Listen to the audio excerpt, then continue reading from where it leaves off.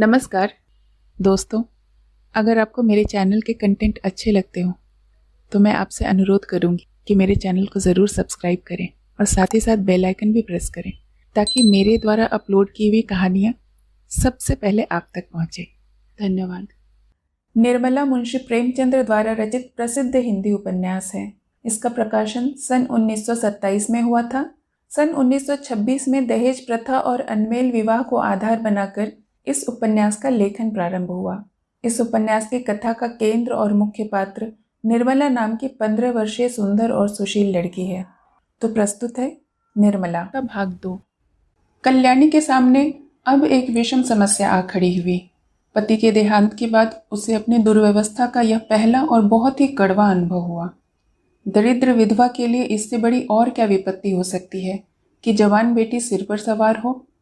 लड़के नंगे पांव पढ़ने जा सकते हैं, चौका बर्तन भी अपने हाथ से किया जा सकता है, रूखा सूखा खाकर निर्वाह भी किया जा सकता है, झोपड़े में दिन काटे जा सकते हैं, लेकिन युवती कन्या घर में नहीं बिठाई जा सकती। कल्याणी को भालचंद्र पे ऐसा क्रोध आता था कि स्वयं जाकर उसके मुख पर कालिख लगाऊं, सिर के बाल नोच लूं, कहूं कि तू अपनी बात से फिर गया, तू अपने बाप का बेटा नहीं। पंडित मोटे राम ने उनकी कपट लीला का नग्न वृतांत सुना दिया था। वह इसी क्रोध में भरी बैठी थी कि कृष्णा खेलती हुई आई और बोली, कै दिन में बारात आएगी अम्मा? पंडित तो आ गए।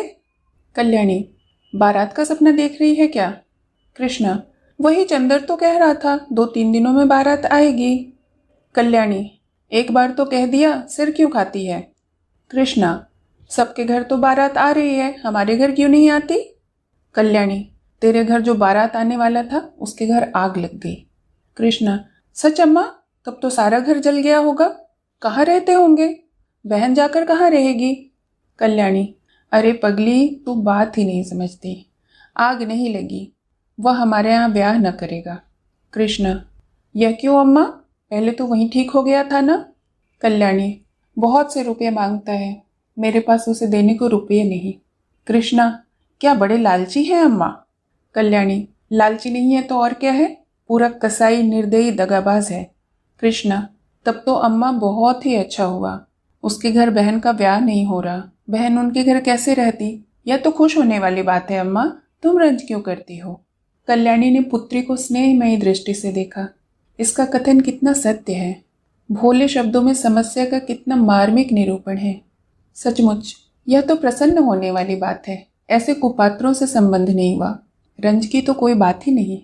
ऐसे कुमानिसों के बीच बेचारी निर्मला की न जाने क्या गति होती, अपने नसीबों को रोती। जरा सा घी दाल में अधिक पड़ जाता तो सारे घर में शोर मच जाता, जरा खाना ज्यादा पक जाता तो सास धनिया सिर पर उठा लेती।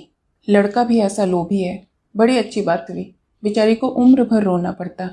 कल्याणी यहाँ से उठी तो उसका हृदय हल्का सा हो गया था, लेकिन विवाह तो करना ही था, और हो सके तो इसी साल, नहीं तो दूसरे साल फिर से नए सिरे से तैयारियां करनी पड़ेंगी। अब अच्छे घर की जरूरत न थी, न अच्छे वर की। अभागिन को कहाँ अच्छा घर वर मिलता। अब तो किसी भांति सिर का बोझ उतारना था, किसी भांति लड़की को पार लगाना था, उसे कुएं में झोंकना था। यह रूपवती है, गुणशीला है, चतुर है, कुलीन है तो हुआ करे। दहेज नहीं तो उसके सारे गुण दोष हैं, दहेज हो तो सारे दोष गुण। प्राणी का कोई मूल्य नहीं, केवल दहेज का मूल्य है। कितनी विषम भाग्य लीला है। कल्याणी का दोष कुछ कम न था। अबला और विधवा होना ही उसे दोषों से मुक्त नहीं कर सकता था। उसे अपने लड़के अपनी लड़कियों से कहीं ज्यादा प्यारे थे। लड़के हल के बैल हैं, भूसे खली पर पहला हक उनका है, उनके खाने के बाद जो बचे वह गायों का। मकान था, कुछ नगद थे, कई हजार के गहने थे, लेकिन अभी उसे दोनों लड़कों का पालन पोषण करना था, उन्हें पढ़ाना था। एक कन्या अभी 4-5 साल में फिर से विवाह करने योग्य हो जाएगी, इसीलिए वह कोई बड़ी रकम दहेज में न दे सकती थी। आखिर लड़कों के लिए भी तो कुछ चाहिए, वे क्या समझेंगे, हमारा भी कोई बाप न था। पंडित मोटे राम को लखनऊ से लौटे 15 दिन बीत चुके थे। लौटने के बाद दूसरे ही दिन से वह वर की खोज में निकले थे। उन्होंने प्रण किया था कि मैं लखनऊ वालों को दिखा दूंगा कि संसार में तुम ही अकेले नहीं हो, तुम्हारे ऐसे और भी कितने पड़े हुए हैं। कल्याणी रोज दिन गिना करती। आज उसने पत्र लिखने का निश्चय किया और कलम दावात लेकर बैठी ही थी कि पंडित मोटेराम ने पदार्पण किया। कल्याणी, आइए पंडित जी, मैं आपको खत लिखने ही जा रही थी। कब लौटे? मोटेराम: लौटा तो प्रातःकाल ही था, पर इसी समय एक सेठ के यहाँ से निमंत्रण आ गया। कई दिन से तरमाल न मिले थे। मैंने कहा लगे हाथ काम भी निपटाता चलूं। अभी उधर से ही लौटा आ रहा हूँ। कोई 500 ब्राह्मणों की पंगत थी। कल्याणी: कुछ कार्य भी सिद्ध हुआ या रास्ता ही नापना पड़ा? मोटेराम: कार्य क्यों न सिद्ध होगा? भला यह भी कोई कहने की बात है? 5 जगह बातचीत कर आया हूँ, 5 की नकल लाया हूँ। उनमें से चाहे आप जिसे पसंद करें। यह देखिए, इस लड़के का बाप डाक के सीगे में 100 रुपये का नौकर है। लड़का अभी कॉलेज में पढ़ रहा है, मगर नौकरी का भरोसा है। घर में कोई जायदाद नहीं। लड़का होनहार मालूम होता है, खानदान भी अच्छा है। 2000 में बात तय हो जाएगी। मांगते तो 3000 हैं। कल्याणी: लड़के के कोई भाई है? मोटे: नहीं, मगर 3 बहनें हैं और तीनों कुंवारी। माता जीवित है। अच्छा, अब दूसरी नकल देखिए। यह लड़का रेल के सीगे में 50 रुपये महीने पाता है। माँ बाप नहीं है। बहुत ही रूपवान, सुशील, शरीर से खूब हृष्ट पुष्ट कसरती जवान है, मगर खानदान अच्छा नहीं। कोई कहता है माँ नाइन थी, कोई कहता है ठकुराइन थी। बाप किसी रियासत में मुख्तार थे। घर पर थोड़ी सी जमींदारी है, मगर उस पर कई हजार का कर्ज है। वहाँ कुछ लेना देना न पड़ेगा। उम्र कोई 20 साल होगी। कल्याणी: खानदान में दाग न होता तो मंजूर कर लेती। देख कर तो मक्की नहीं निगली जाती। मोटे: तीसरी नकल देखिए। यह जमींदार का लड़का है। कोई 1000 सालाना नफा है। कुछ खेती बाड़ी भी होती है। लड़का पढ़ा लिखा थोड़ा ही है। कचहरी अदालत के कामों में चतुर है। दुहाजू है। पहली स्त्री को मरे 2 साल हुए, उससे कोई संतान नहीं, लेकिन रहन सहन मोटा है। पीसना कूटना घर में ही होता है। कल्याणी: कुछ दहेज मांगते हैं? मोटे: इसके कुछ न पूछिए, 4000 सुनाते हैं। अच्छा, यह चौथी नकल देखिए। यह लड़का वकील है। उम्र कोई 35 साल होगी। 300-400 की आमदनी है। पहली स्त्री मर चुकी है, उससे 3 लड़के भी हैं। अपना घर बनवाया है। कुछ जायदाद भी खरीदी है। यहाँ भी लेन देन का झगड़ा नहीं। कल्याणी: खानदान कैसा है? मोटे: बहुत ही उत्तम, पुराने रईस हैं। अच्छा, 5वीं नकल देखिए। बाप का छापा खाना है। लड़का पढ़ा तो BA तक है, पर उस छापे खाने में काम करता है। उम्र 18 साल होगी। घर में प्रेस के सिवाय कोई और जायदाद नहीं, मगर किसी का कर्ज सर पर नहीं है। खानदान न बहुत अच्छा न बहुत बुरा। लड़का बहुत सुंदर और सच्चरित्र है, मगर 1000 से कम में मामला तय न होगा। मांगते तो वह 3000 हैं। अब बताइए, आपको कौन सा वर पसंद आता है? कल्याणी: आपको सबों में से कौन पसंद है? मोटे: मुझे तो 2 वर पसंद है। एक वह जो रेलवे में है और दूसरा जो छापे खाने में काम करता है। कल्याणी: मगर पहले के खानदान में तो आप दोष बताते हैं। मोटे: हाँ, यह दोष तो है। छापे खाने वाले को ही रहने दीजिए। कल्याणी: यहाँ 1000 देने को कहाँ से आएगा? 1000 तो आपका अनुमान है। शायद वह और भी मुंह फैलाएं। आप तो घर की दशा देख ही रहे हैं। भोजन मिलता जाए यही गनीमत है। जमींदार साहब 4000 सुनाते हैं। डाक बाबू भी 2000 का सवाल करते हैं। इनको जाने दीजिए, बस वकील साहब ही बचते हैं। 35 साल की उम्र कोई ज़्यादा तो नहीं? क्यों न इन्हीं को देखा जाए? मोटेराम: आप खूब सोच विचार कर लें। मैं यूं आपकी मर्जी का ताबेदार हूँ। जहाँ कहिएगा वहाँ जाकर टीका कराऊंगा, मगर 1000 का मुंह न देखिए। छापे खाने वाले लड़का रत्न है। उसके साथ कन्या का जीवन सफल हो जाएगा। जैसे यह रूप और गुण की पूरी है, वैसे ही लड़का भी सुंदर और सुशील है। कल्याणी: पसंद तो मुझे भी यही है महाराज, पर रुपये किसके घर से आएंगे? कौन देने वाला है? कोई दानी? खाने वाले खा पीकर चंपत हुए, अब किसी की सूरत नहीं दिखाई देती, बल्कि और मुझे ही बुरा मानते हैं कि हमने उन्हें निकाल दिया। जो बात अब अपने बस के बाहर है, उसके लिए हाथ ही क्यों फैलाऊं? संतान किसको प्यारी नहीं होती? कौन उसे सुखी नहीं देखना चाहता? पर जब आपका काबू हो तब। आप ईश्वर का नाम लेकर वकील साहब को टीका कराइए। आयु कुछ अधिक है, लेकिन मरना जीना विधि के हाथ है। 35 साल का आदमी बुढ़ा थोड़े ही ना कहलाता है। अगर लड़की के भाग्य में सुख भोगना बधा है तो जहाँ जाएगी सुखी रहेगी। दुख भोगना है तो जहाँ जाएगी दुख झेलेगी। हमारी निर्मला को बच्चों से बहुत प्रेम है। उनके बच्चों को अपना समझेगी। आप शुभ मुहूर्त देखकर टीका कराएं। निर्मला का विवाह हो गया। वह ससुराल आ गई। वकील साहब का नाम था मुंशी तोताराम सांवले रंग के मोटे ताजे आदमी थे। उम्र तो अभी 40 साल से अधिक न थी, पर वकालत के कठिन परिश्रम ने सिर के बाल पका दिए थे। व्यायाम करने का उन्हें अवकाश न मिलता था। यहाँ तक कि कभी घूमने भी कहीं न जाते थे, इसलिए तोंद भी निकल आई थी। देह के स्थूल होने के कारण आए दिन कोई न कोई शिकायत रहती थी। मंदग्नि और बवासीर से तो उनका चिरस्थायी संबंध था। अतएव बहुत फूंक फूंक कर कदम रखते थे। उनके 3 लड़के थे। बड़ा लड़का मनसाराम 16 वर्ष का था, मंझला जियाराम 12 और सीताराम 7 वर्ष का था। तीनों अंग्रेजी पढ़ते थे। घर में वकील साहब की विधवा बहन के सिवा और कोई औरत न थी। वही घर की मालकिन थी। उसका नाम था रुक्मणी और अवस्था 50 के ऊपर थी। ससुराल में और कोई न था। स्थायी रूप से वह यहीं रहती थी। तोताराम दंपत्ति विज्ञान में कुशल थे। निर्मला को प्रसन्न रखने के लिए उनमें जो स्वाभाविक कमी थी उसे वह उपहारों से पूरी करना चाहते थे। यद्यपि वह बहुत ही मितव्ययी पुरुष थे, पर निर्मला के लिए कोई न कोई तोहफा रोज लाया करते थे। मौके पर धन की परवाह न करते थे। लड़के के लिए थोड़ा दूध आता था, पर निर्मला के लिए मेवे, मुरब्बे, मिठाइयाँ, किसी तरह की चीज़ की कमी न थी। अपनी जिंदगी में कभी सैर तमाशे देखने न गया, पर अब छुट्टियों में निर्मला को सिनेमा, सर्कस, थिएटर दिखाने ले जाते थे। अपने बहुमूल्य समय का थोड़ा सा हिस्सा उसके साथ बैठकर ग्रामोफोन बजाने में व्यतीत किया करते थे। लेकिन निर्मला को न जाने क्यों तोताराम के पास बैठने और हंसने बोलने में संकोच सा होता था। इसका कदाचित एक कारण यह भी था कि अब तक ऐसा ही एक आदमी उसका पिता था, जिसके सामने वह सर झुकाकर देह चुराकर निकलती थी। अब उनकी ही अवस्था का एक आदमी उसका पति था। वह उसे प्रेम की वस्तु नहीं, सम्मान की वस्तु समझती थी। उनसे भागती फिरती, उनको देखते ही उसकी प्रफुल्लता पलायन कर जाती थी। वकील साहब को न कि दंपत्ति विज्ञान न सिखाया गया था कि युवती के सामने खूब प्रेम भरी बातें करनी चाहिए, दिल निकाल कर रख देना चाहिए। यही उसके वशीकरण का मूल मंत्र है। इसीलिए वकील साहब अपने प्रेम प्रदर्शन में कोई कसर न रखते थे। लेकिन निर्मला को इन सब बातों से घृणा होती थी। वही बातें जिन्हें किसी युवक के मुंह से सुनकर उसका हृदय प्रेम से उन्मत्त हो जाता, वकील साहब के मुंह से सुनकर उसके हृदय पर वह शेर के समान आघात करती थी। उनमें रस न था, उल्लास न था, उन्माद न था, हृदय न था। केवल बनावट थी, धोखा था और शुष्क नीरस शब्दांबर।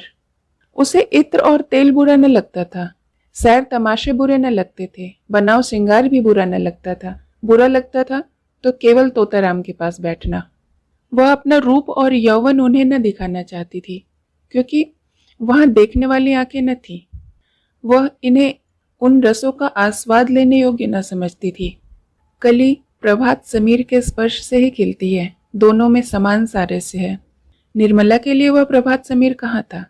पहला महीना गुजरते ही तोताराम ने निर्मला को अपना खजांची बना लिया। कचहरी से आकर दिन भर की कमाई उसे दे देते। उनका ख्याल था कि निर्मला इन रुपयों को देखकर फूली न समाएगी।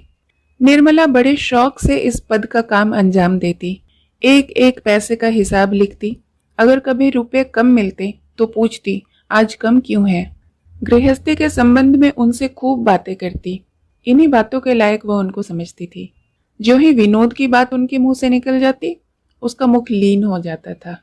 निर्मला जब वस्त्राभूषणों से अलंकृत हो आईने के सामने खड़ी होती और उसमें अपने सौंदर्य की सुषमापूर्ण आभा देखती, तो उसका हृदय एक संतृप्त कामना से तड़प उठता था। उस वक्त उसके हृदय में एक ज्वाला सी उठती थी। मन में आता, इस घर में आग लगा दूं। अपनी माता पर क्रोध आता, पर सबसे अधिक क्रोध बेचारे निरपराध तोताराम पर आता। वह सदैव इस ताप से जला करती।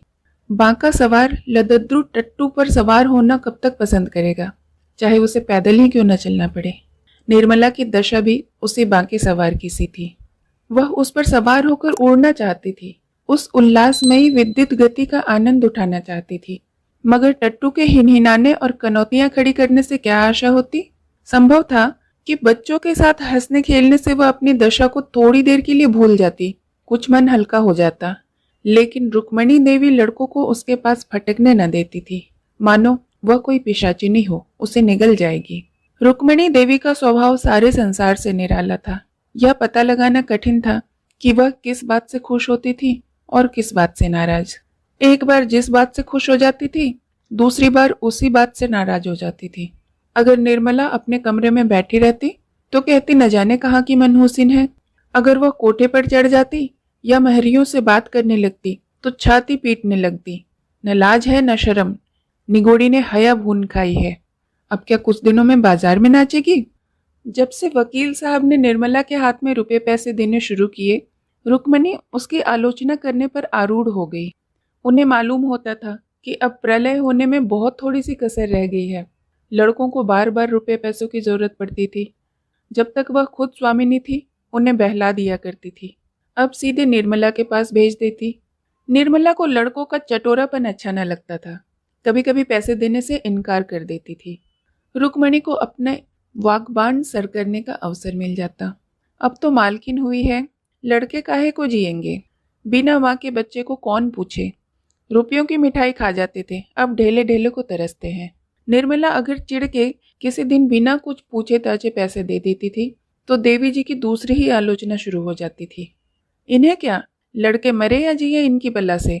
माँ के बिना कौन समझाए कि बेटा बहुत मिठाइयाँ न खाओ, आई गई तो मेरे सिर जाएगी, इन्हें क्या? यहीं तक होता तो निर्मला शायद जब्त कर जाती, लेकिन देवी जी की खुफिया पुलिस ने सिपाही की भांति निर्मला का पीछा करना शुरू कर दिया। अगर वह कोठे पर खड़ी है तो अवश्य ही किसी पर निगाह डाल रही होगी। महरी से बातें करती तो अवश्य ही उसकी निंदा करती होगी।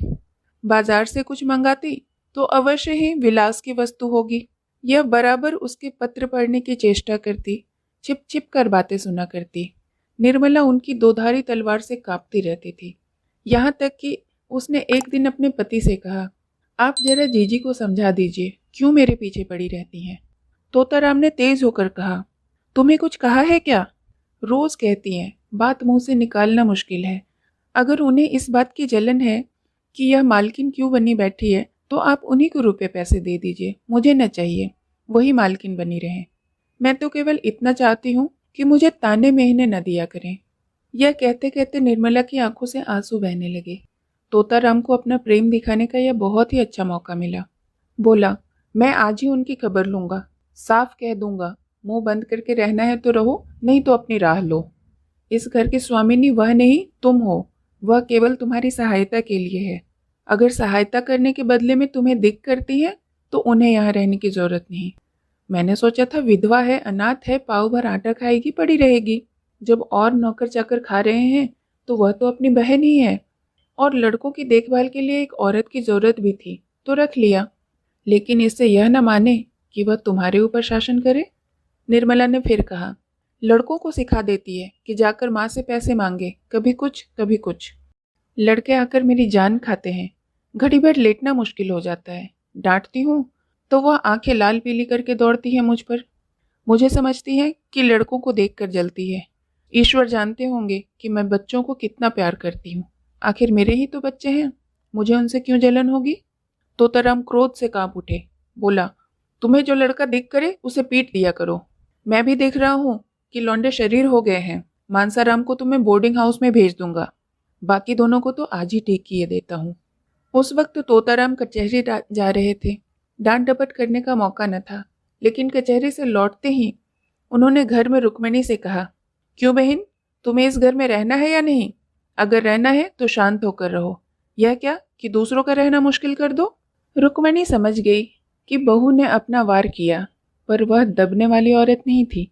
एक तो उम्र में बड़ी, तिस पर इसी घर की सेवा में जिंदगी काट दी। किसकी मजाल थी उन्हें बेदखल कर दे। उन्हें भाई की इस क्षुद्रता पर आश्चर्य हुआ। बोली, तो क्या लौंडी बनाकर रखोगे? लौंडी बनकर रहना है तो इस घर की लौंडी बनकर न रहूंगी। अगर तुम्हारी यह इच्छा हो कि घर में कोई आग लगा दे और मैं खड़ी देखा करूं, कोई किसी को बेराह चलते देखूं तो चुप साथ चल लूं, जो जिसके मन में आए करे, मैं मिट्टी की देवी बनी रहूं, तो यह मुझसे न होगा। वैसे यह आज हुआ क्या जो तुम आज इतना आपे से बाहर हो रहे हो? निकल गई सारी बुद्धिमानी। कल की लौंडिया चोटी पकड़कर नचाने लगी, कुछ पूछना न ताछना, बस उसने तीर खींचा और तुम काठ के सिपाही की तरह तलवार निकाल कर खड़े हो गए। तोता, सुनता हूँ कि तुम हमेशा खुचर निकालती हो, बात बात पर ताने देती हो। अगर कुछ सीख देनी हो तो उसे प्यार से मीठे शब्दों में देनी चाहिए। तानों से सीख मिलने के बदले उल्टा जी जलने लगता है। रुक्मणी, तो तुम्हारी यह मर्जी है कि मैं किसी बात में न बोलूं, यही सही। किन फिर यह न कहना कि तुम घर में क्यों बैठी थी, क्यों न सलाह दी। जब मेरी बातें जहर लगती हैं तो मुझे क्या कुत्ते ने काटा है जो बोलूं। मसल है नाटो खेती बहुरियों घर। मैं भी देखूं बहुरिया घर कैसे चलाती है। इतने में सियाराम और जियाराम दोनों स्कूल से आ गए। आते ही आते दोनों बुआ जी के पास जाकर खाना मांगने लगे। रुक्मणी ने कहा, जाकर अपनी नई अम्मा से क्यों नहीं मांगते? मुझे बोलने का हुक्म नहीं है। तोता, अगर तुम लोगों ने उस घर में कदम रखा तो टांग तोड़ दूंगा। बदमाशी पर कमर बांधी है। जियाराम जरा शोक था, बोला, उनको तो आप कुछ नहीं कहते, हम ही को धमकाते हैं। कभी पैसे नहीं देती हमें। सियाराम ने भी इस कथन का अनुमोद किया। कहती हैं मुझे दिख करोगे तो कान काट लूंगी। कहती हैं कि नहीं जिया? निर्मला अपने कमरे से बोली, मैंने कब कहा था कि तुम्हारे कान काट लूंगी? अभी से झूठ बोलने लगे। इतना सुनना था कि तोताराम ने सियाराम को दोनों कान पकड़कर उठा लिया। लड़का जोर जोर से चीख मारकर रोने लगा। रुक्मणी ने दौड़कर बच्चे को मुंशी जी के हाथ से छुड़ा लिया और बोली, बस रहने भी दो, क्या बच्चे को मार डालोगे? हाय हाय, कान लाल हो गया। सच कहा है, नई बीवी पाकर आदमी अंधा हो जाता है। अभी से यह हाल है तो इस घर के मालिक भगवान ही है। निर्मला अपनी विजय पर मन ही मन प्रसन्न हो रही थी, लेकिन जब मुंशी जी ने बच्चे को कान पकड़कर उठा लिया तो उससे रहा न गया। छुड़ाने को दौड़ी, पर उससे पहले ही रुक्मणी पहुंच गई थी। बोली, पहले आग लगा दी, अब बुझाने को दौड़ती हो? जब अपने लड़के होंगे तब आग खुलेगी, पराई पीर तुम क्या जानो।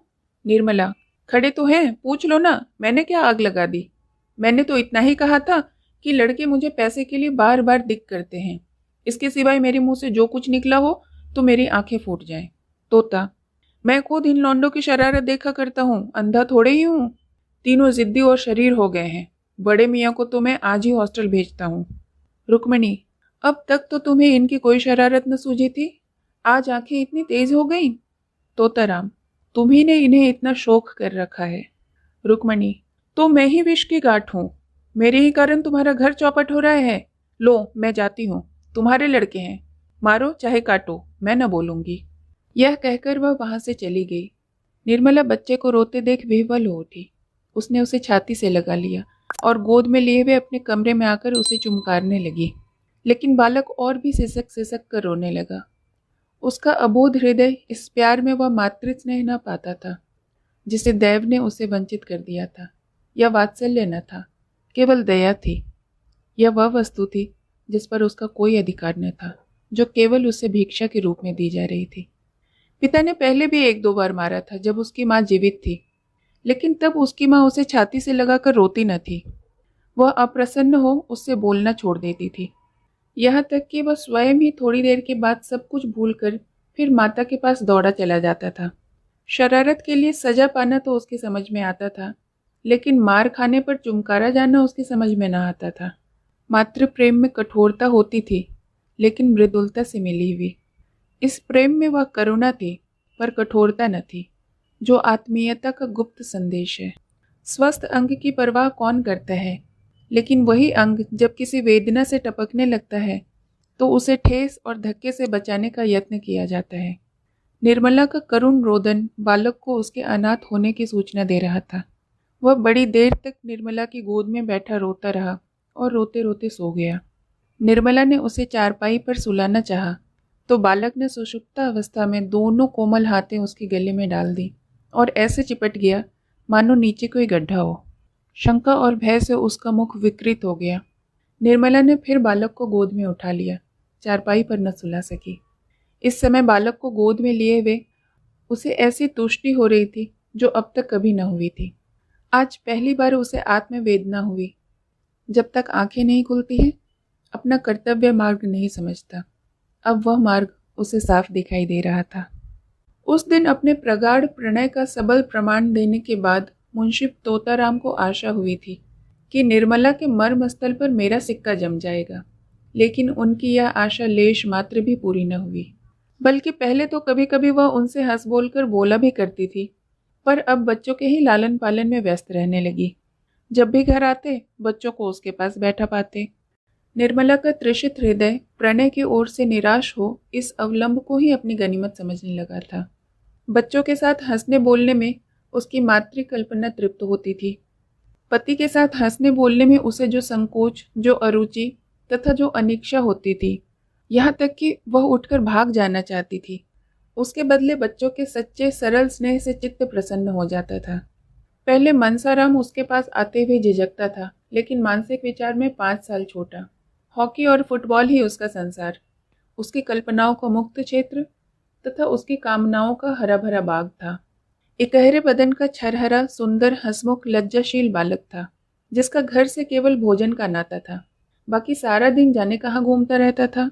निर्मला उसके मुख से खेल की बातें सुनकर थोड़ी देर के लिए अपनी चिंताओं को भूल जाती थी और चाहती थी कि एक बार फिर वही दिन आ जाते जब वह गुड़िया खेलती थी, उसके ब्याह रचाती थी, जिसे अभी गुजरे थोड़े ही दिन हुए थे। बहुत ही थोड़े दिन हुए थे। मुंशी तोताराम अन्य एकांत से भी मनुष्यों की भांति विषयी जीव थे।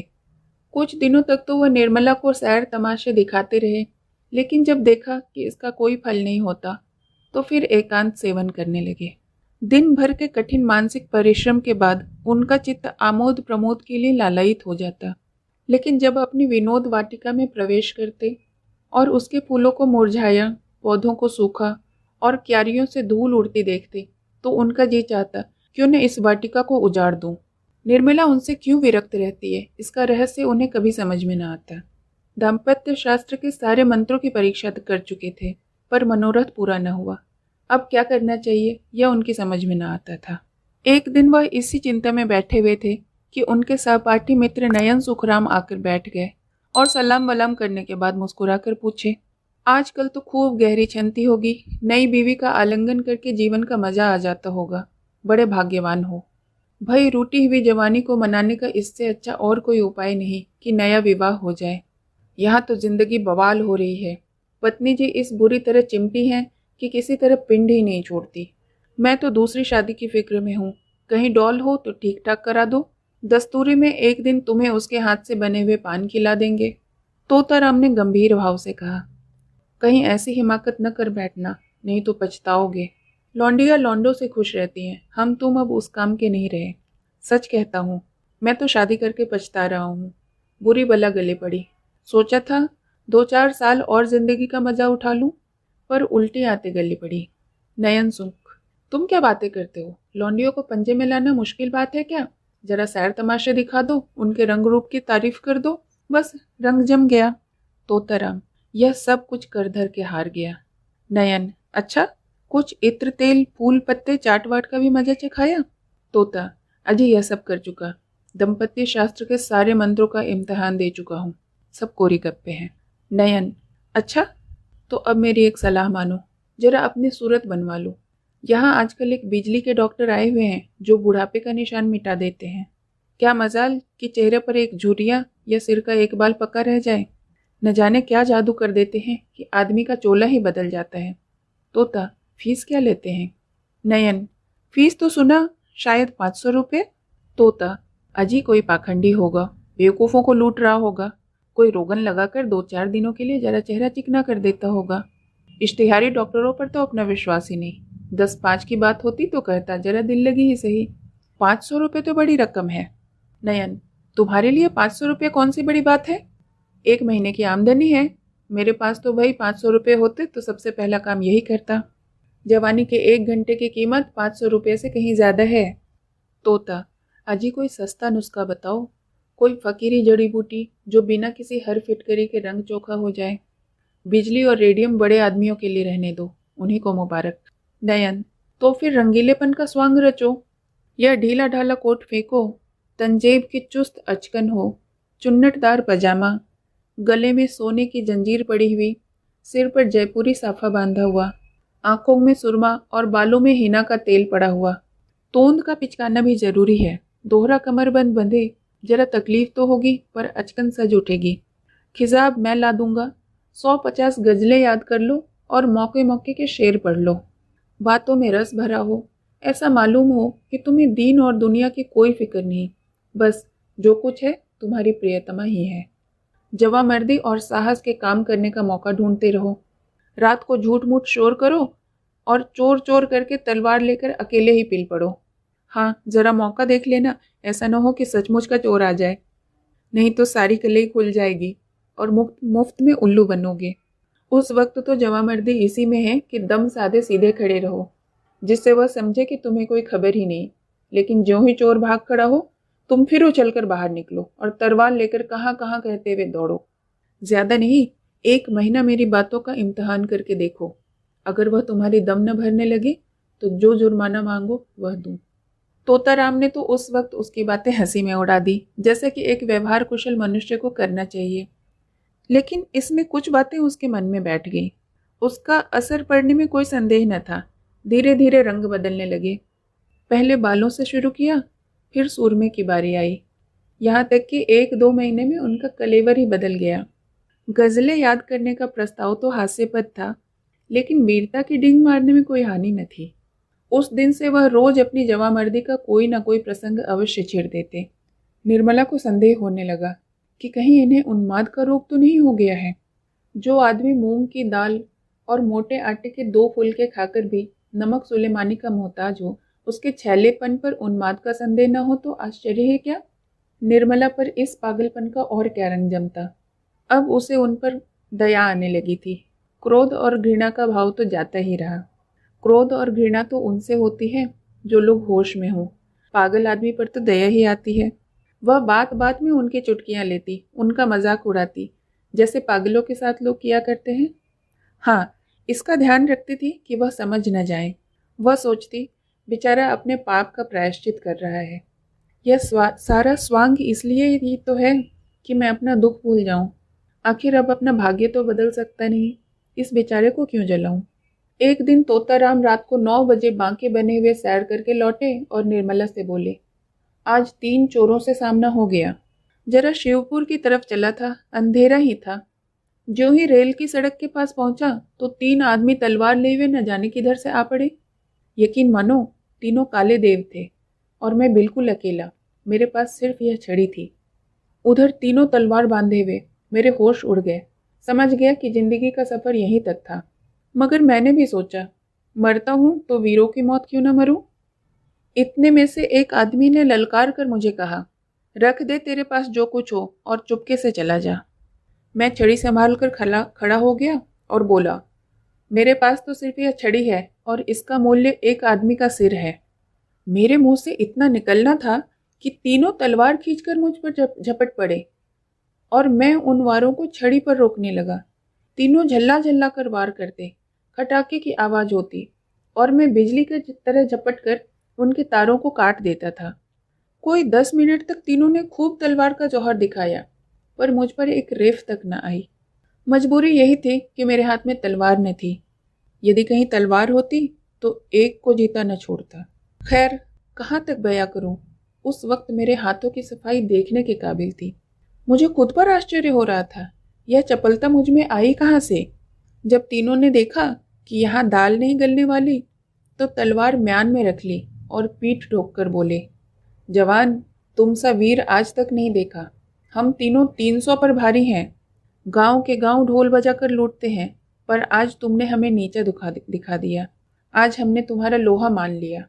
यह कहकर तीनों फिर नजरों से गायब हो गए। निर्मला ने गंभीर भाव से मुस्कुराकर कहा, इस छड़ी पर तो तलवार के बहुत से निशान बने होंगे। मुंशी जी इस शंका के लिए तैयार न थे, पर कोई जवाब देना आवश्यक था। बोले, मैं वारों को बराबर खाली कर देता था। 2-4 चोटें छड़ी पर पड़ी भी तो उचटती हुई, जिनसे कोई निशान नहीं पड़ सकता था। अभी उनके मुंह से पूरी बात निकली भी न थी कि सहसा रुक्मणी देवी बदहवास दौड़ती हुई आई और हांफते हुए बोली, तोता है कि नहीं? मेरे कमरे में सांप निकल आया है, मेरी चारपाई के नीचे बैठा हुआ है। मैं उठकर भागी। मुआ कोई तो गज होगा, फन निकाले फुफकार रहा है। जरा चलो तो, डंडा लेते चलना। तोताराम के चेहरे का रंग उड़ गया, मुंह पर हवाइयां छूटने लगी, मगर मन के भावों को छिपाकर बोले, सांप यहाँ कहाँ? तुम्हें धोखा हुआ होगा, कोई रस्सी होगी। रुक्मणी, अरे मैंने मेरी आंखों से देखा है, जरा चलकर देख लो ना। हैं, मर्द होकर डरते हो। मुंशी जी घर से तो निकले, लेकिन बरामदे में फिर ठिठक गए। उनके पांव उठाए न उठते, कलेजा धड़ धड़ कर रहा था। सांप बड़ा क्रोधी जानवर है, कहीं काट ले तो मुफ्त में प्राणों से हाथ धोना पड़े। बोले, डरता नहीं हूँ, सांप ही तो है, शेर तो नहीं। मगर सांप पर लाठी असर नहीं करती, जाकर किसी को भेजूं, किसी के घर भाला ले आए। यह कहकर मुंशी जी लपके हुए बाहर चले गए। मनसाराम बैठा खाना खा रहा था। मुंशी जी तो बाहर चले गए। इधर वह खाना छोड़ अपनी हॉकी का डंडा हाथ में ले घर में घुस पड़ा और तुरंत ही चारपाई खींच ली। सांप मस्त था, भगाने के बदले फन निकालकर खड़ा हो गया। मनसाराम ने चटपट चारपाई की चादर उठाकर सांप के ऊपर फेंक दी और ताबड़तोड़ तीन चार डंडे कस कर जमाए। सांप चादर के अंदर तड़प कर रह गया और तब उसे डंडे पर उठाए हुए बाहर चला। मुंशी जी कई आदमियों को साथ लिए चले आ रहे थे। राम को सांप लटकाए आता देख तो सहसा उनके मुंह से चीख निकल पड़ी, मगर फिर संभल गए और बोले, मैं तो आ ही रहा था, तुमने क्यों इतनी जल्दी कर दी? दे दो, कोई फेंक आए। यह कहकर बहादुरी के साथ रुक्मणी के कमरे के द्वार पर जाकर खड़े हो गए और कमरे को खूब देखभाल कर मूंछों पर ताव देते हुए निर्मला के पास जाकर बोले, मैं जब तक आऊं जाऊं मनसाराम ने मार डाला। बेसमझ लड़का, डंडा लेकर दौड़ पड़ा। सांप हमेशा भाले से मारना चाहिए, यही तो लड़कों में ऐब है। मैंने ऐसे ऐसे कितने सांप मारे हैं, सांप को खिला खिला कर मारता हूँ, कितनों ही को तो मुट्ठी से पकड़कर मसल दिया है। रुक्मणी ने कहा, जाओ भी, देख ली तुम्हारी मर्दानगी। मुंशी जी झेप कर बोले, अच्छा जाओ, मैं कोई डरपोक नहीं हूँ, तुमसे कोई इनाम मांग रहा हूँ क्या? जाकर महाराज से कहना खाना निकाले। मुंशी जी तो भोजन करने लगे और निर्मला द्वार की चौखट पर खड़ी सोच रही थी, भगवान, क्या इन्हें सचमुच कोई भीषण रोग हो रहा है? क्या मेरी दशा को और भी दारुण बनाना चाहते हो? मैं इनकी सेवा कर सकती हूँ, सम्मान कर सकती हूँ, अपना जीवन इनके चरणों में अर्पण कर सकती हूँ, लेकिन वह नहीं कर सकती जो मेरे किए नहीं हो सकता। अवस्था का भेद मिटाना तो मेरे वश की बात नहीं। आखिर यह मुझसे क्या चाहते हैं? समझ गई। यह बात मुझे पहले क्यों नहीं समझी? नहीं तो इन्हें इतनी तपस्या नहीं करनी पड़ती, इतना स्वांग न रचाना पड़ता। उस दिन से निर्मला का रंग ढंग बदलने लगा। उसने अपने को कर्तव्य पर मिटा देने का निश्चय किया। अब तक नैराश्य के संताप ने उसे कर्तव्य पर ध्यान ही न देने दिया था। उसके हृदय में विप्लव की ज्वाला सी दहकती रहती थी, जिसकी असहाय वेदना ने उसे संज्ञाहीन सा कर रखा था। अब उस वेदना का वेग शांत होने लगा था।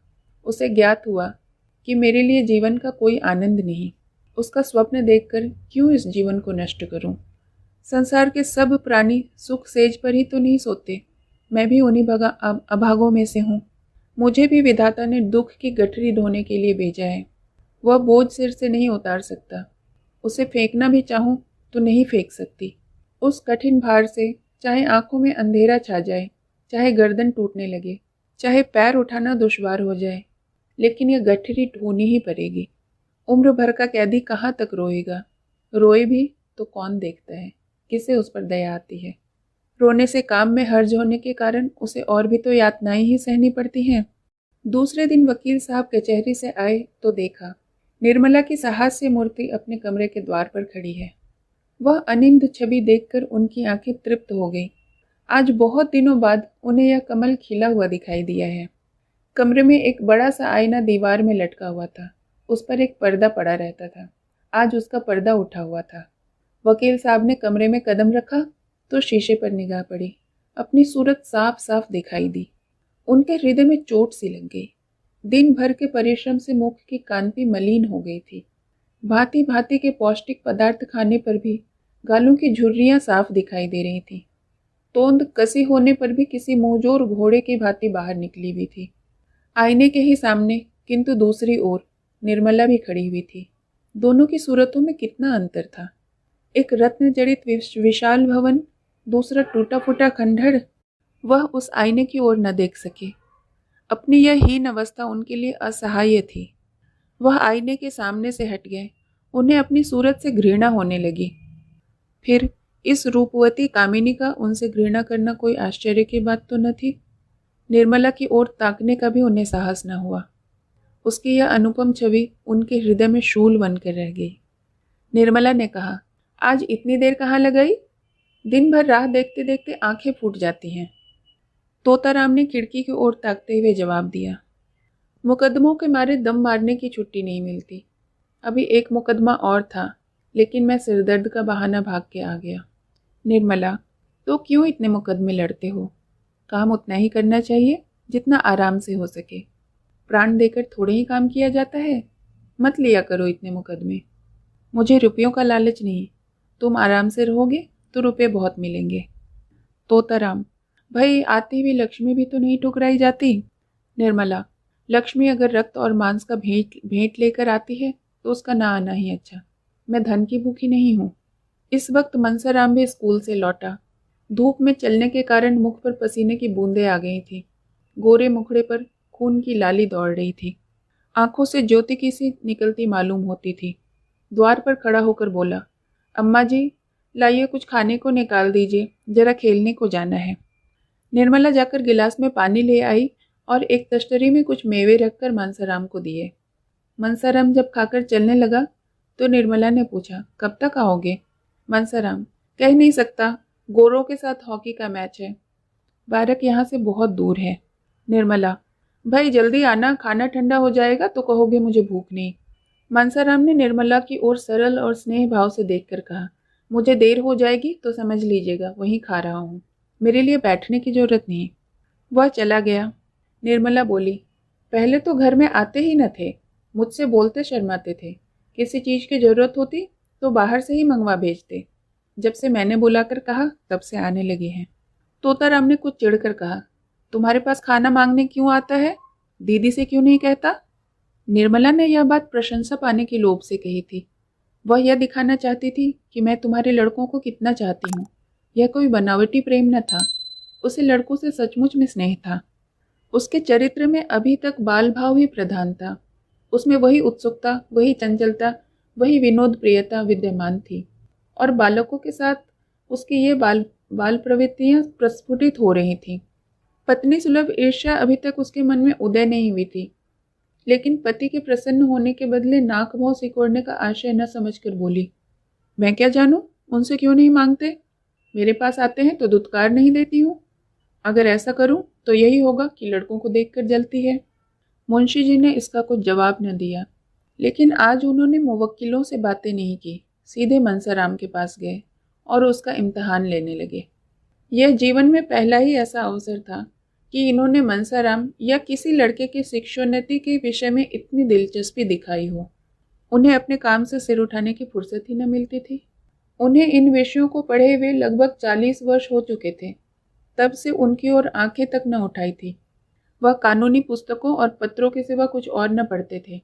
इसका समय ही न मिलता था। पर आज उन्हीं विषयों में मनसाराम की परीक्षा लेने लगे। मनसाराम ज़हीन था और इसके साथ साथ मेहनती भी था। खेल की टीम में कैप्टन होने के कारण वह क्लास में प्रथम रहता था।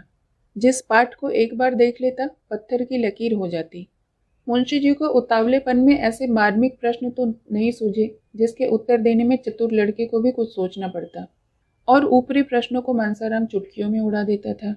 कोई सिपाही अपने शत्रु पर वार खाली जाते देख जैसे झल्ला झल्ला कर और भी तेजी से वार करता है, उसी भांति मनसाराम की जबान को सुन कर वकील साहब भी झल्लाते थे।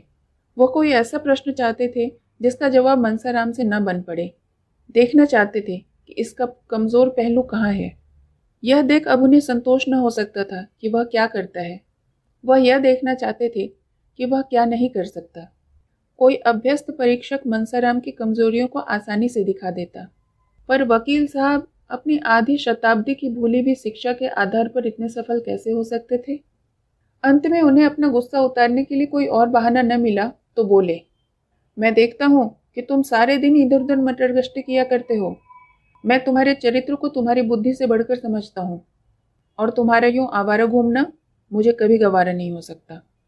मनसाराम ने निर्भीकता से कहा, मैं शाम को 1 घंटा खेलने के लिए जाता हूँ, इसके सिवा दिन भर में कहीं भी नहीं जाता। आप अम्मा या बुआ जी से पूछ लें। मुझे खुद इस तरह से घूमना फिरना पसंद नहीं। हाँ, खेलने के लिए हेडमास्टर साहब आग्रह करके बुलाते हैं तो मजबूरन जाना पड़ता है। अगर आपको मेरा खेलने जाना पसंद नहीं तो मैं कल से न जाऊंगा।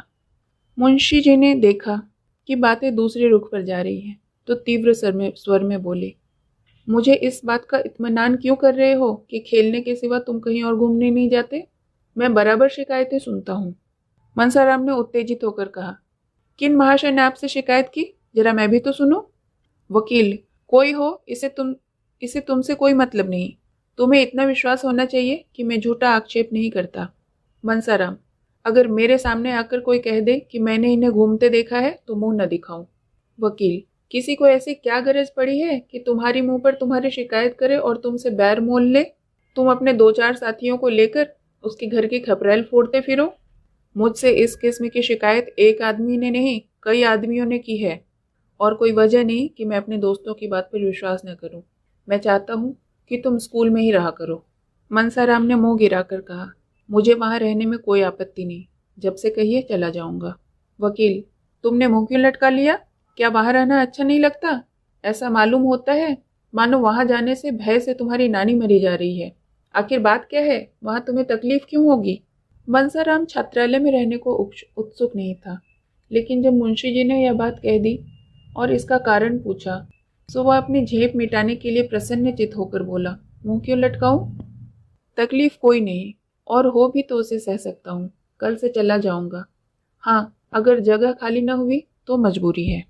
मुंशी जी वकील थे, समझ गए कि यह लौंडा कोई ऐसा बहाना ढूंढ रहा है जिससे मुझे वहां जाना भी न पड़े और कोई इल्जाम भी सर पर न आए। बोले, सब लड़कों के लिए जगह है, तुम्हारे लिए जगह न होगी? मनसाराम, कितने ही लड़कों को जगह नहीं मिली और वे बाहर किराए के मकानों में पड़े हुए हैं। अभी बोर्डिंग हाउस में एक लड़के का नाम कट गया था तो 50 अर्जियां उसके जगह पर आई थी। वकील साहब ने ज्यादा तर्क वितर्क करना उचित न समझा। मनसाराम को कल के लिए तैयार रहने की आज्ञा दी और अपनी बग्घी तैयार कराई और सैर करने चले गए। इधर कुछ दिनों से वह शाम को प्रायः सैर करने चले जाया करते थे। किसी अनुभवी प्राणी ने बताया था, दीर्घ जीवन के लिए इससे बढ़कर और कोई मंत्र नहीं। तोताराम के जाने के बाद मनसाराम आकर रुक्मणी से बोला, बुआ जी, बाबूजी ने मुझे कल से स्कूल में ही रहने को कहा है। रुक्मणी ने विस्मित होकर पूछा, क्यों? मनसाराम, मैं क्या जानूं? कहने लगे कि तुम यहाँ आवारों की तरह इधर उधर फिरा करते हो। रुक्मणी, तूने कहा नहीं कि मैं कहीं नहीं जाता? मनसाराम, कहा क्यों नहीं, मगर तब जब वह माने। रुक्मणी, तुम्हारी नई अम्मा जी की कृपा होगी, और क्या। मनसाराम, नहीं बुआ जी, मुझे उन पर जरा भी संदेह नहीं। वह बेचारी तो भूल कर भी कुछ नहीं कहती। जो चीज़ मांगने जाओ तुरंत उठाकर दे देती हैं। रुक्मणी, तू यह त्रिया चरित्र क्या जाने, यह उन्हीं की लगाई हुई आग है। देख, मैं जाकर पूछती हूँ। रुक्मिणी झल्लाई हुई निर्मला के पास जा पहुंची। उसे आड़े हाथों लेने का, कांटों में घसीटने का, तानों से छेदने का, रुलाने का यह सुनहरा अवसर वह हाथ से न जाने देना चाहती थी। निर्मला उनका आदर करती थी, उनसे दबती थी, उनकी बातों का जवाब तक न देती थी। वह चाहती थी कि यह सिखावन की बातें करें, मैं जहाँ भूलूं वहाँ सुधारें, सब कामों की देखरेख करती रहें, पर रुक्मणी उससे तनी ही रहती थी। निर्मला चारपाई से उठकर बोली, आइए दीदी, बैठिए। रुक्मणी ने खड़े खड़े कहा, मैं पूछती हूँ, क्या तुम सबको घर से ही निकालकर अकेले रहना चाहती हो? निर्मला ने कातर भाव से कहा, क्या हुआ दीदी जी, मैंने तो किसी से कुछ नहीं कहा। रुक्मणी, मनसाराम को घर से निकाले देती हो तो इस पर कहती हो कि मैंने किसी से कुछ नहीं कहा। क्या तुमसे इतना भी नहीं देखा जाता? निर्मला, दीदी जी, तुम्हारे चरणों को छू कर कहती हूँ, मुझे कुछ नहीं मालूम। मेरी आंखें फूट जाएं अगर उसके विषय में मुंह तक खोला हो। रुक्मणी, क्यों व्यर्थ की कस्में खाती हो? अब तक तोताराम कभी लड़के से बोलते नहीं थे। एक हफ्ते के लिए मनसाराम ननिहाल चला गया था तो इतने घबराए हुए थे कि खुद जाकर लेवा लाए। अब इसी मनसाराम को घर से निकालकर स्कूल में रखे देते हैं। अगर लड़के का बाल भी बांका हुआ तो तुम जानोगी। वह कभी घर से बाहर नहीं रहा है, न उसे खाने की सुध रहती है न पहनने की। जहाँ बैठता है वहीं सो जाता है। कहने को तो जवान हो गया है, पर स्वभाव बालकों सा है। स्कूल में तो उसकी मरण हो जाएगी। वहाँ किसे फिक्र कि इसने खाया या नहीं, कहाँ कपड़े उतारे, कहाँ सो रहा है। जब घर में कोई पूछने वाला नहीं तो बाहर कौन पूछेगा? मैंने तुम्हें चेता दिया, आगे तुम जानो, तुम्हारा काम जाने। यह कहकर रुक्मणी वहाँ से चली गई। वकील साहब जैसे सैर से लौटे तो निर्मला ने तुरंत यह विषय छेड़ दिया। मनसाराम से आजकल वह थोड़ी अंग्रेजी पढ़ती थी। उसके चले जाने पर फिर उसके पढ़ाई का हर्ज होगा ना, दूसरा कौन पढ़ाएगा? वकील साहब को अब तक यह बात ना मालूम थी। निर्मला ने सोचा था कि जब कुछ अभ्यास हो जाएगा तो वकील साहब को एक दिन अंग्रेजी में बातें करके चकित कर देगी। कुछ थोड़ा सा ज्ञान तो अपने भाइयों से हो ही गया था, अब वह नियमित रूप से पढ़ रही थी। वकील साहब की छाती पर सांप लौट गया। ट्योरियां बदलकर बोले, वे कब से पढ़ा रहा है तुम्हें? मुझे तुमने कभी नहीं कहा। निर्मला ने तो उनका यह रूप केवल एक बार देखा था, जब उन्होंने सियाराम को पीटते पीटते बेदम कर दिया था। वही रूप और भी विकराल बनकर आज उसे फिर से दिखाई दे रहा है। सहमते हुए बोली, उनके पढ़ने में तो इसका कोई हर्ज नहीं होता। मैं उसी वक्त उनसे पढ़ती हूँ जब उन्हें फुर्सत रहती है। पूछ लेती हूँ कि तुम्हारा हर्ज होता हो तो जाओ। बहुधा जब वह घर से जाने लगते हैं तो 10 मिनट के लिए रोक लेती हूँ। मैं खुद चाहती हूँ कि उनका नुकसान न हो। बात कुछ न थी, मगर वकील साहब हताश होकर चारपाई पर गिर पड़े और माथे पर हाथ रख चिंता में मग्न हो गए। उन्होंने जितना समझा था, बात उससे कहीं आगे बढ़ गई थी। उन्हें अपने ऊपर क्रोध आया कि मैंने पहले ही क्यों नहीं इस लौंडे को घर से बाहर रखने का प्रबंध कर दिया। आजकल जो यह महारानी इतनी खुश नजर आती हैं, इसका रहस्य अब उन्हें समझ में आया। पहले कभी कमरा इतना सजा धजा न रहता था, बनाव चुनाव भी न करती थी, पर अब देखता हूँ काया पलट सी हो गई है।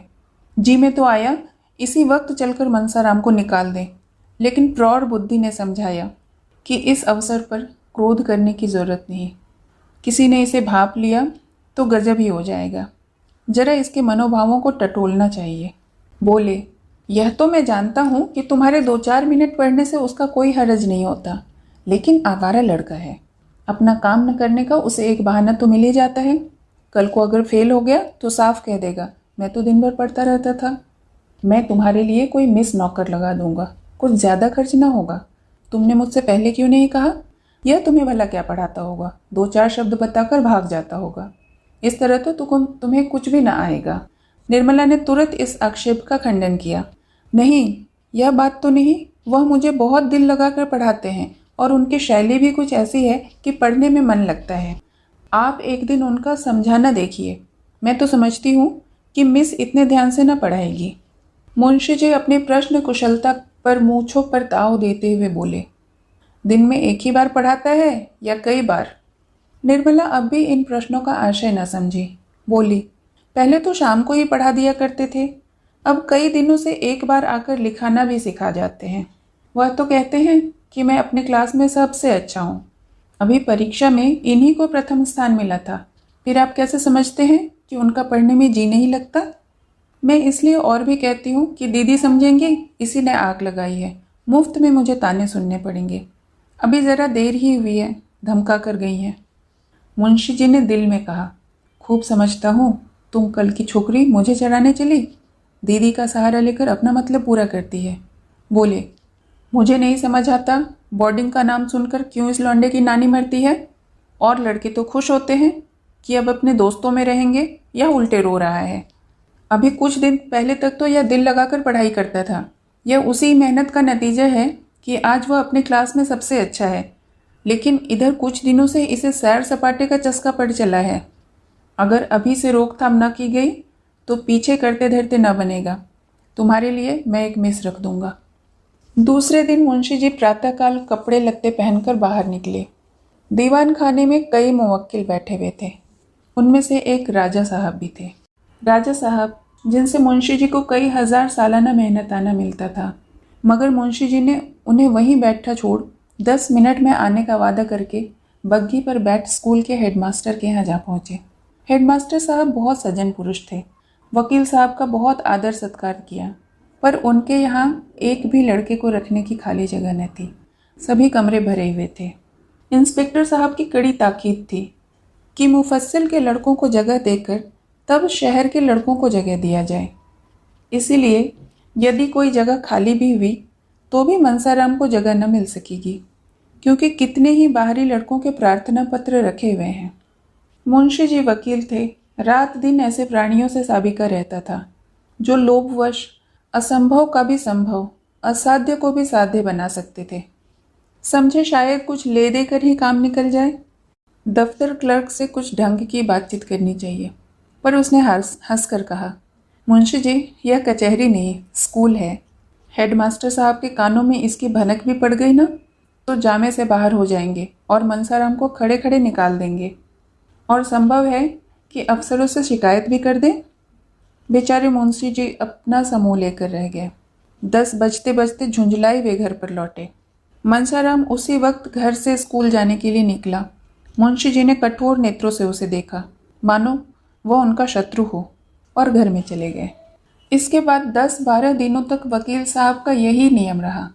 कभी सुबह कभी शाम किसी न किसी बहाने स्कूल के हेडमास्टर से मिलते और मनसाराम को बोर्डिंग हाउस में दाखिल करने के लिए चेष्टा करते रहते, पर स्कूल में जगह न थी। सभी जगहों से कोरा जवाब मिल गया।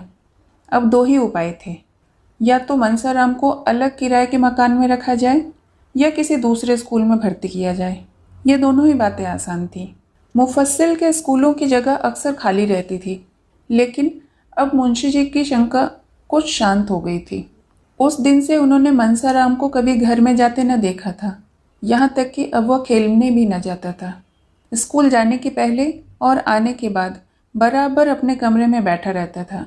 गर्मी के दिन थे, खुले हुए मैदान में भी देह से पसीने की धार निकलती रहती थी, लेकिन मनसाराम अपने कमरे से बाहर न निकलता था। उसका आत्माभिमान आवारापन के आक्षेप से मुक्त होने के लिए विकल हो रहा था। वह अपने आचरण से इस कलंक को मिटा देना चाहता था। एक दिन मुंशी जी बैठे भोजन कर रहे थे कि मनसाराम भी नहाकर खाने आया। मुंशी जी ने इधर उसे महीनों से नंगे बदन न देखा था। आज उस पर निगाह पड़ी तो होश उड़ गए। हड्डियों का ढांचा सामने खड़ा था। मुख पर अब भी ब्रह्मचर्य का तेज था, पर देह घुलकर कांटा हो गई थी। पूछा, आजकल तुम्हारी तबीयत अच्छी नहीं क्या? इतने दुर्बल क्यों हो? मनसाराम ने धोती ओढ़कर कहा, तबीयत तो बिल्कुल अच्छी है। मुंशी जी, फिर इतने दुर्बल क्यों हो? मनसाराम, दुर्बल तो नहीं, इससे ज़्यादा मोटा कब था? मुंशी जी, वाह, आधी देह भी नहीं रही और कहते हो मैं दुर्बल नहीं हूँ। क्यों दे दी, या ऐसा ही था क्या? रुक्मणी आंगन में खड़ी तुलसी को जल दे रही थी। बोली, दुबला क्यों होगा? अब तो बहुत अच्छी तरह से लालन पालन हो रहा है। मैं गंवारिन थी, लड़कों को खिलाना पिलाना न जानती थी। खोमचा खिला खिला कर इनकी आदत बिगाड़ देती थी। अब तो एक पढ़ी लिखी गृहस्थी के कामों में चतुर औरत पान की तरह फेर रही है ना। दुबला हो उसका दुश्मन। मुंशी जी, दीदी तुम बड़ा अन्याय करती हो। तुमसे किसी ने कहा कि तुम लड़कों को बिगाड़ रही हो? जो काम दूसरों के किए न हो सके वह तुम्हें खुद करने चाहिए, यह नहीं कि घर से कोई नाता न रखो। जो अभी खुद लड़की है वह लड़कों की देखरेख कैसे करेगी? यह तुम्हारा काम है। रुक्मणी, जब तक अपना समझती थी करती थी, जब से तुमने गैर समझ लिया तो मुझे क्या पड़ी है कि मैं तुम्हारे गले से चिपटूं? पूछो, कै दिन से दूध नहीं पिया? जाकर कमरे में देख आओ। नाश्ते के लिए जो मिठाई भेजी गई थी वह पड़ी सड़ रही है। मालकिन समझती है मैंने तो खाने पीने का सामान रख दिया, कोई खाए ना खाए मैं मुंह में डालूं क्या? तो भैया, इस तरह वे लड़के पलते होंगे जिन्होंने कभी लाड़ प्यार का सुख नहीं देखा। तुम्हारे लड़के बराबर पान की तरह फेरे जाते रहे हैं। अब अनाथों की तरह रहकर सुखी नहीं रह सकते। मैं तो साफ बात करती हूँ, बुरा मानकर भी कोई क्या कर लेगा। उस पर सुनती हूँ कि लड़के को स्कूल में रखने का प्रबंध कर रहे हो। बेचारे को घर में आने तक की मनाही है, मेरे पास भी आते डरता है। और फिर मेरे पास रखा ही क्या है जो जाकर खिलाऊं? इतने में मनसाराम 2 फुलके खाकर उठकर खड़ा हो गया। मुंशी जी ने कहा, क्यों, 2 ही फुलके लिए थे? अभी बैठे 1 मिनट से ज़्यादा नहीं हुआ, तुमने खाया क्या? 2 ही फुलके तो लिए थे। मनसाराम ने सकुचाते हुए कहा, दाल और तरकारी भी तो थी ना। ज़्यादा खाता हूँ तो गला जलने लगता है, खट्टी ढकारें आने लगती है। मुंशी जी भोजन करके उठे तो बहुत चिंतित थे। अगर यूं ही दुबला होता गया तो उसे कोई भयंकर रोग पकड़ लेगा। उन्हें रुक्मणी पर इस समय बहुत क्रोध आ रहा था। उन्हें यही जलन है कि मैं घर की मालकिन नहीं हूँ। यह नहीं समझती कि मुझे घर की मालकिन बनने का क्या अधिकार है। जिसे रुपये का हिसाब नहीं आता वह घर की स्वामिनी कैसे हो सकती है? बनी तो थी साल भर के लिए मालकिन, 1 पाई की बचत न हो पाई। इस आमदनी में रूपकला 200-250 रुपये बचा लेती थी, और इनके राज में वही आमदनी खर्च को भी पूरी न पड़ती थी। कोई बात नहीं, लाड़ प्यार ने इन लड़कों को चौपट कर दिया। इतने बड़े बड़े लड़कों को इसकी क्या ज़रूरत कि जब कोई खिलाए तो खाएं, इन्हें तो खुद अपनी फिक्र होनी चाहिए। मुंशी जी दिन भर इसी उधेड़-बुन में पड़े रहे।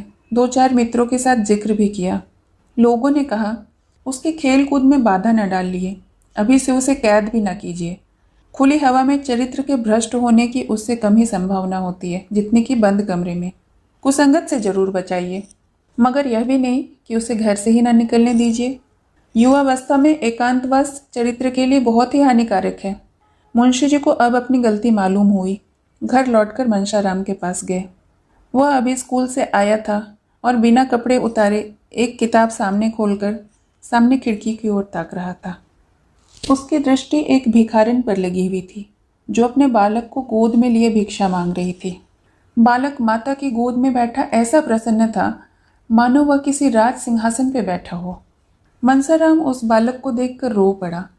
यह बालक क्या मुझसे अधिक सुखी नहीं? इस अनंत विश्व में ऐसी कौन सी वस्तु है जिसे वह इस गोद के बदले पाकर प्रसन्न हो? ईश्वर भी ऐसी वस्तु की सृष्टि नहीं कर सकते। ईश्वर ऐसे बालकों को जन्म ही क्यों देते हो जिनके भाग्य में मातृवियोग का दुख भोगना पड़ा? आज मुझसा अभागा संसार में कौन है जिसे मेरे खाने पीने की, मरने जीने की सुध है? अगर आज मैं मर भी जाऊं तो किसके दिल को चोट लगेगी?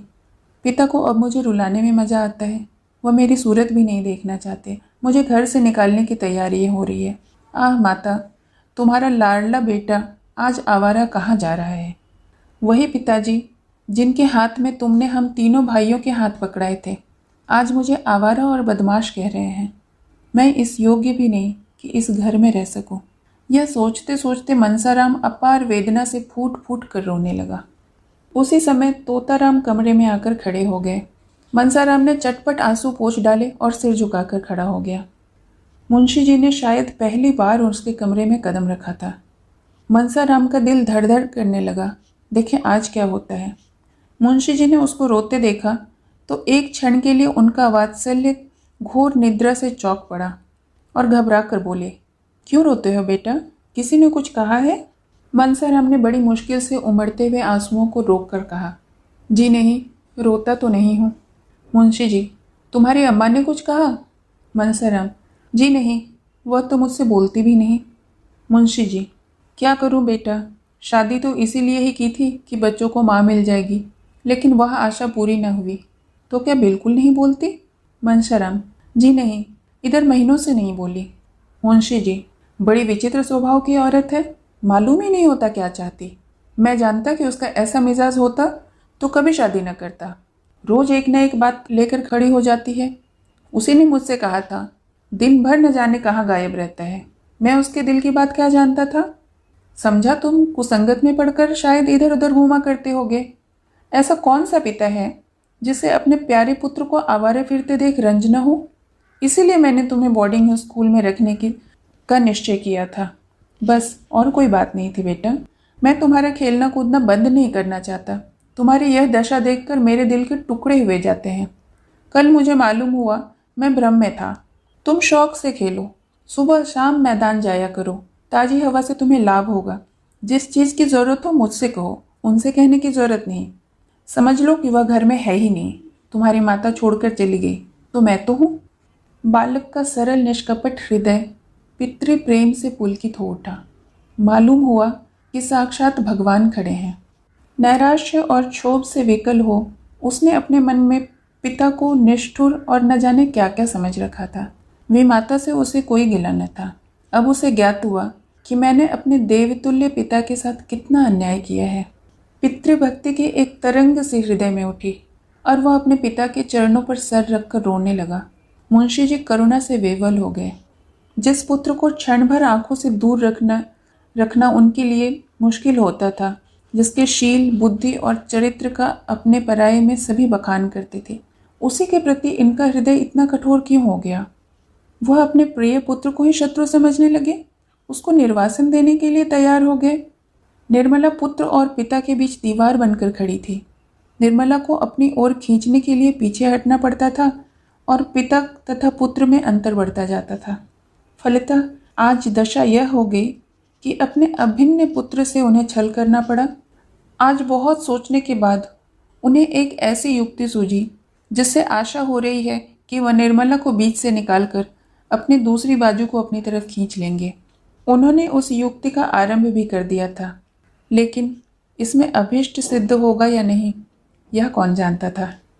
जिस दिन से तोताराम ने निर्मला के बहुत मिन्नत समाजत करने पर भी मनसाराम को बोर्डिंग स्कूल भेजने का निश्चय कर लिया था, उस दिन से निर्मला ने पढ़ना लिखना छोड़ दिया, यहाँ तक कि बोलती भी न थी। उसे स्वामी के इस अविश्वासपूर्ण तत्परता का कुछ कुछ आभास हो गया था। ओहो, इतना शक्की मिजाज! ईश्वर ही इस घर की लाज रखे। इनके मन में ऐसी ऐसी दुर्भावनाएं बढ़ी हुई हैं। मुझे यह इतनी गई गुजरी समझते हैं। ये बातें सोच सोच कर वह कई दिनों तक रोती रही। तब उसने सोचना शुरू किया, इन्हें क्या ऐसा संदेह हो रहा है? मुझ में ऐसी कौन सी बात है जो इनको आंखों में खटकती है? बहुत सोचने पर भी उसे अपने में कोई ऐसी बात नजर न आई। तो क्या मनसाराम से पढ़ना, उससे हंसना बोलना ही इस संदेह का कारण है? तो फिर मैं पढ़ना छोड़ दूंगी, भूल कर भी मनसाराम से न बोलूंगी, उसकी सूरत न देखूंगी। लेकिन यह तपस्या उसे असाध्य जान पड़ी। मनसाराम से हंसने बोलने में उसकी विलासिनी कल्पना उत्तेजित भी होती थी और तृप्त भी। उससे बातें करते हुए उसे अपार सुख का अनुभव होता था, जिसे वह शब्दों में प्रकट न कर सकती थी। कुवासना की तो उसके मन में छाया भी न थी। वह स्वप्न में भी मनसाराम से कलुषित प्रेम करने की बात सोच न सकती थी। प्रत्येक प्राणी को अपने हमजोलियों के साथ हंसने बोलने की जो एक नैसर्गिक तृष्णा होती है, उसकी तृप्ति का यह एक अज्ञात साधन था। अब वह अतृप्त तृष्णा निर्मला के हृदय में दीपक की भांति जलने लगा। रह रह कर उसका मन किसी अज्ञात वेदना से विकल हो जाता। खोई हुई किसी अज्ञात वस्तु की खोज में इधर उधर घूमती फिरती, जहाँ बैठती वहाँ बैठी रह जाती, किसी काम में जीना लगता था। हाँ, जब मुंशी जी आते थे तब वह अपनी सारी तृष्णाओं को नैराश्य में डुबोकर उनसे मुस्कुराकर इधर उधर की बातें करने लगती थी। कल जब मुंशी जी भोजन करके कचहरी चले गए तो रुक्मणी ने निर्मला को खूब तानों से छेदा। जानती तो थी कि यहाँ बच्चों का पालन पोषण करना पड़ेगा, तो क्यों घर वालों से नहीं कह दिया कि वहाँ विवाह न करे? वहाँ जाती जहाँ पुरुष के सिवाय और कोई न होता। वही यह बनाव चुनाव और छवि देखकर खुश होता, अपने भाग्य को सराहता। यहाँ बुढ़ा आदमी तुम्हारे रंग रूप हाव भाव पर क्या लट्टू होगा? इसने इन्हीं बालकों की सेवा करने के लिए तुमसे विवाह किया है, भोग विलास के लिए नहीं। वह बड़ी देर तक घाव पर नमक छिड़कती रही, पर निर्मला ने चू तक नहीं किया। वह अपनी सफाई तो पेश करना चाहती थी, पर न कर सकती थी। अगर कहे कि मैं वही कर रही हूँ जो मेरे स्वामी की इच्छा है, तो घर का भंडा फूटता। अगर वह अपनी भूल स्वीकार कर उसे सुधारा करती, तो भय है कि उसका न जाने क्या परिणाम हो। वह यूं तो बड़ी स्पष्टवादिनी थी, सत्य कहने में उसे संकोच या भय न होता था, लेकिन इस नाजुक मौके पर उसने चुप्पी साध ली। इसके सिवाय और कुछ दूसरा उपाय न था। वह देखती थी मनसाराम बहुत विरक्त और उदास रहता है। यह भी देखती थी कि वह दिनों दिन दुर्बल होता जा रहा है, लेकिन उसकी वाणी और कर्म दोनों पर ही मोहर लगी हुई थी। चोर के घर चोरी हो जाने से जो उसकी दशा होती है, वही दशा इस समय निर्मला की हो रही थी। जब कोई बात हमारी आशा के विरुद्ध होती है तभी दुख होता है।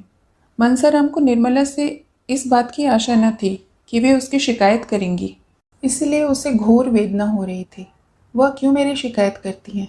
क्या चाहती हैं? यही ना कि वह मेरे पति की कमाई खाता है, इसके पढ़ने लिखाने में रुपए खर्च होते हैं, कपड़ा पहनता है। उनकी यही इच्छा होगी कि यह घर में न रहे, मेरे न रहने से रुपए बच जाएंगे। वह मुझसे बहुत प्रसन्न चित्त रहती है। कभी मैंने उनके मुख से कटु शब्द न सुने। क्या यह सब कौशल है? हो सकता है। चिड़िया को जाल में फंसाने के पहले शिकारी दाने बिखेरता है। आह, मैं नहीं जानता था कि दाने के नीचे जाल है। यह मातृ स्नेह केवल मेरे निर्वासन की भूमिका है। अच्छा, मेरा यहाँ रहना क्यों बुरा लगता है? जो उनका पति है, क्या वह मेरा पिता नहीं? क्या पिता पुत्र का संबंध स्त्री पुरुष के संबंध से कुछ कम घनिष्ठ है? अगर मुझे उनके संपूर्ण आधिपत्य से ईर्ष्या नहीं होती, वह जो चाहे कहे, मैं मुंह नहीं खोल सकता, तो वह मुझे एक अंगुल पर भूमि भी नहीं देना चाहती। आप पक्के महल में रहकर क्यों मुझे वृक्ष की छाया में बैठा नहीं देख सकती? हाँ, वह समझती होंगी कि बड़ा होकर मेरे पति की संपत्ति का स्वामी हो जाएगा, इसीलिए अभी से निकाल देना अच्छा है। उनको कैसे विश्वास दिलाऊं कि मेरी ओर से यह शंका न रखें? उन्हें क्यों कर बताऊं? कि मनसाराम विष खाकर प्राण दे देगा इसके पहले कि उनका अहित करे। उसे चाहे कितनी ही कठिनाइयां सहनी पड़े, वह उनके हृदय का शूल न बनेगा। पिताजी का मुझ पर स्नेह कम नहीं, लेकिन क्या मैं इतना भी नहीं जानता कि जिस दिन पिताजी ने उनसे विवाह किया उसी दिन उन्होंने अपने हृदय से हमें निकाल दिया। अब हम अनाथों की तरह यहाँ पड़े रहते हैं। इस घर पर हमारा कोई अधिकार नहीं। कदाचित पूर्व संस्कारों के कारण यहाँ अन्य अनाथों से हमारी दशा कुछ अच्छी है, पर हम हैं तो अनाथ ही। हम उसी दिन अनाथ हुए जिस दिन अम्मा जी परलोक सिधार गई, और जो कुछ कसर रह गई थी वह इस विवाह ने पूरी कर दी। मैं तो खुद इनसे पहले विशेष संबंध न रखता था। अगर उन्हीं दिनों पिताजी से मेरी शिकायत कर दी होती तो शायद इतना दुख मुझे न होता। मैं तो उसे आघात के लिए तैयार बैठा था। संसार में क्या मैं मजदूरी भी नहीं कर सकता? लेकिन बुरे वक्त में इन्होंने चोट की। हिंसक पशु भी आदमी को गाफिल पाकर ही चोट करते हैं। इसीलिए मेरी आवभगत होती थी। खाना खाने के लिए जरा भी देर हो जाती तो बुलावे पे बुलावे आते थे। जलपान के लिए प्रातः हलवा बनाया जाता था। बार बार पूछा जाता था, रुपयों की जरूरत तो नहीं? इसीलिए वह 100 रुपयों की घड़ी मंगवाई थी। मगर इन्हें क्या दूसरी शिकायत न सूझी जो मुझे आवारा कहा? आखिर उन्होंने मेरी क्या आवारगी देखी? यह कह सकती थी कि इसका पढ़ने लिखने में मन नहीं लगता, एक न एक चीज के लिए नित्य रुपये मांगते रहता है। यही एक बात उन्हें सूझी। शायद इसीलिए कि यही सबसे कठोर आघात है जो वह मुझ पर कर सकती थी। पहली ही बार इन्होंने मुझ पर अग्निबाण चला दिया, जिससे कहीं शरण नहीं। इसीलिए ना कि वह पिता की नज़रों से गिर जाए। मुझे बोर्डिंग हाउस में रखने का तो एक बहाना था। उद्देश्य यह था कि इसे दूध की मक्खी की तरह निकाल दिया जाए। 2-4 महीनों के बाद खर्च वर्च देना भी बंद कर दिया जाए, फिर चाहे मरे या जिए। अगर मैं जानता कि यह प्रेरणा इनकी ओर से हुई है तो कहीं जगह न रहने पर भी जगह निकाल लेता। नौकरों की कोठियों में तो जगह मिल ही जाती है, बरामदे पर पड़े रहने के लिए तो बहुत ज़्यादा जगह मिल जाती। खैर, अब सवेरा है। जब स्नेह ही नहीं रहा तो केवल पेट भरने के लिए यहाँ रहना बेहयाई है। अब यह मेरा घर नहीं। इसी घर में मैं पैदा हुआ, यहीं खेला, पर अब यह मेरा नहीं। पिताजी भी मेरे पिता नहीं। मैं उनका पुत्र हूँ, पर वह मेरे पिता नहीं। संसार के सारे नाते स्नेह के नाते हैं। जहाँ स्नेह नहीं वहाँ कुछ नहीं। हाय अम्मा, तुम कहाँ हो? यह सोचकर मनसाराम रोने लगा। ज्यों ज्यों मातृ स्नेह की पूर्व स्मृतियाँ जागृत होती, उसके आंसू उमड़ आते थे। वह कई बार अम्मा अम्मा पुकार उठता, मानो वह खड़ी सुन रही हैं। मातृहीनता के दुख का आज उसे पहली बार अनुभव हुआ था। वह आत्माभिमानी था, साहसी था, पर अब तक सुख की गोद में लालन पालन होने के कारण इस समय अपने आप को निराधार समझ रहा था। शेष कहानी अगले भाग में। सुनने के लिए बहुत बहुत धन्यवाद।